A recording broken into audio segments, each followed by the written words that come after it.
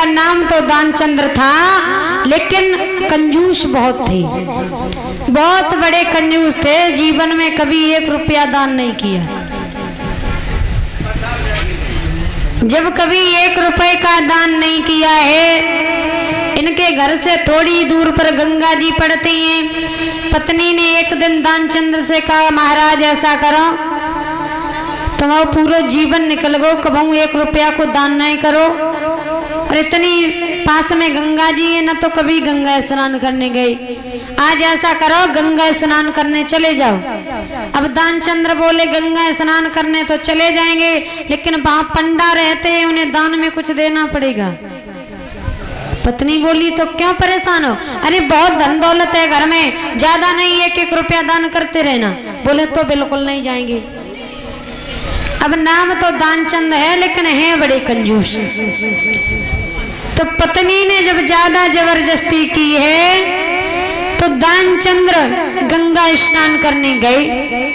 अब दानचंद्र गंगा जी पर जब पहुंचे, तो अब ये देख रहे हैं कि ऐसी जगह पर स्नान करूं जहां पंडा ना आए, क्योंकि अगर किसी पंडा से पल्ला पड़ गया तो बिना मतलब में 1 रुपए से ठग जाएंगे।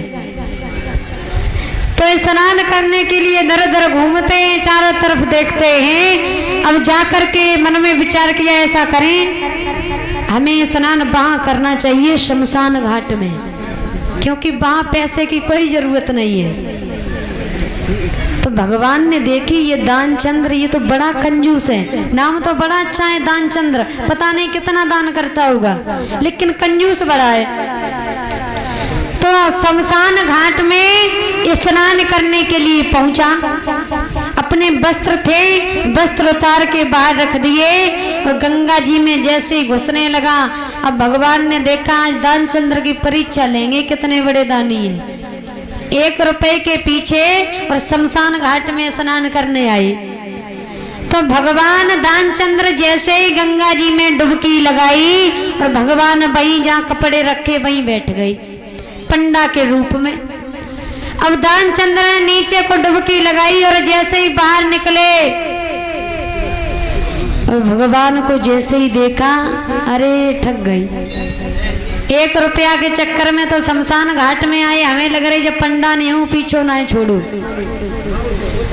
तो दानचंद्र बाहर निकल के जैसे ही आए, तो भगवान बोले, ऐसा करो, अरे गंगा स्नान करने जो भी आते हैं वो थोड़ा बहुत दान करके जाते हैं, तुम भी कुछ दान कर दो। और भगवान बोले दानचंद्र से, अरे तुम्हारे जैसे लोग स्नान करने आते हैं, हमें इतना खाने के लिए दान में दे जाते हैं कि मेरी 2-2 वर्ष के लिए हो जाता। अरे दानचंद बोले, हम तो कहूँ 1 रुपया नहीं दो, तुम कहा था हमारे जैसे 2-2 वर्ष के लिए दे दे। अब दानचंद बोले, तो मेरे पास तो कुछ नहीं है, हम कुछ नहीं दे पाएंगे। भगवान बोले, अरे ज्यादा नहीं तो थोड़ा बहुत कुछ दे दो। अब दानचंद सोचने लगे, अब क्या करें, हमने तो बहुत मना करी, पत्नी ने नहीं मानी है, गंगा स्नान कर आओ, अब 1 रुपये चला जाएगा।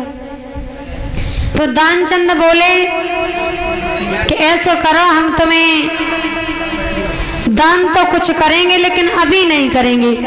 बोले क्या करोगे? बोले दान में 1 रुपए दूंगा। तो बोले दो। बोले अभी नहीं दूंगा। फिर कब दोगे? अभी तो मैं जा रहा हूँ घर, फिर दोबारा आएंगे या तुम घर पे आना, तब तुम्हें 1 रुपए देंगे, वो भी मेरा 1 रुपए उधार है। भगवान बोले बाड़े दानचंद्र, 1 रुपया के चक्कर में और उधार कर रहे बहू। सो दानचंद्र ने स्नान किया, कपड़े पहने और वहां से अपने घर चले आए। घर पे जैसे ही आए, अब भगवान ने देखा कि दानचंद्र पहुंच गए होंगे, चलो 1 रुपया उधार है, हम चले पीछे से। दानचंद्र स्नान करके आए, घर में लेट करके विश्राम करने लगे और भाई भगवान पंडा के रूप में दरवाजे पर आ गए। कोई है? तो दानचंद्र की पत्नी निकल के आई। बोले दानचंद्र कहाँ है? सो पत्नी अंदर गई है, कोई पंडा है दरवाजे पर, पूछ रहे हैं दानचंद्र कौन? दानचंद्र बोले जाओ कह दो वो घर पे नहीं है। सो पत्नी आई, बोली अभी वो घर पे नहीं है। बोले कोई काम? हाँ क्या काम? कि ये काम है, अरे उन्होंने हमें 1 रुपया उधार कर दिया था, कहा था कि जब घर पे आना तब 1 रुपये देंगे, उन्हें बुला दो, मेरा 1 रुपये दे। अब पत्नी गई, पत्नी बोली जे बताओ को पंडा से 1 रुपया उधार करके आई? बोले उधार तो कर आई लेकिन देंगे ना।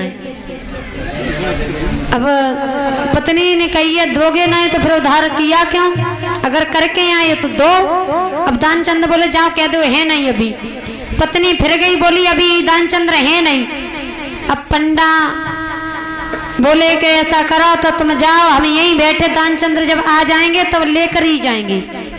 अब पत्नी फिर गई घर में, पंडा ने तो ये कहा है कि जब तुम्हारे पति आ जाएंगे तो हम ले लेंगे, उसके बाद जाएंगे, मेरा कुछ काम नहीं, हम बैठे रहेंगे।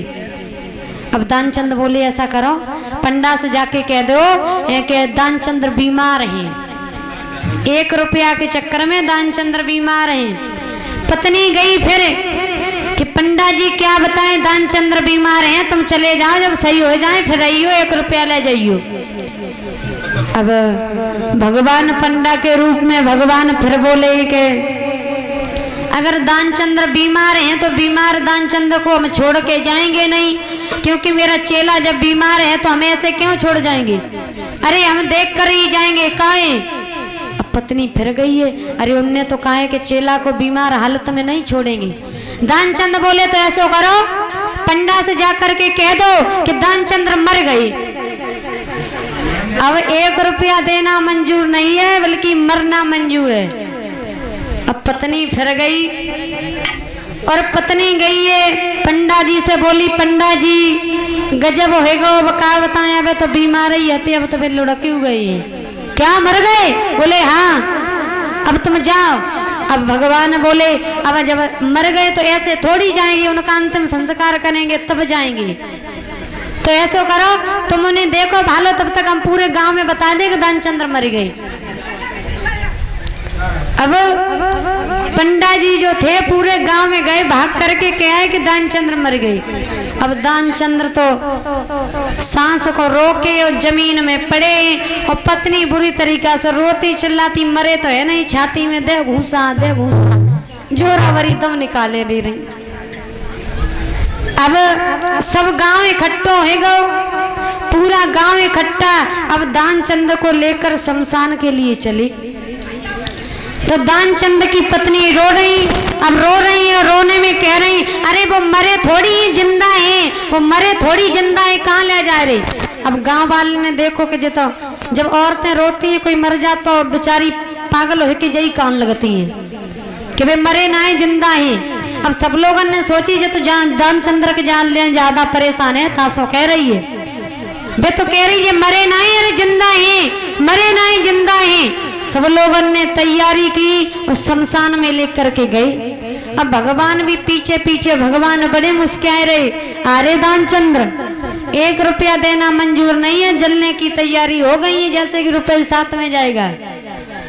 अब दानचंद्र शमशान में पहुंचे, लिटा लिया जमीन में, ऊपर से कंडे लकड़ियां रख ली गई। अब जलने की तैयारी होने लगी। अब भगवान बोले ऐसा करूं, सब लोगों से बोले ऐसा करो, पहले हम जा रहे और दानचंद्र के कान में कुछ कहेंगे। तो लोगों ने सोचा पंडा जी है शायद कुछ कहेंगे।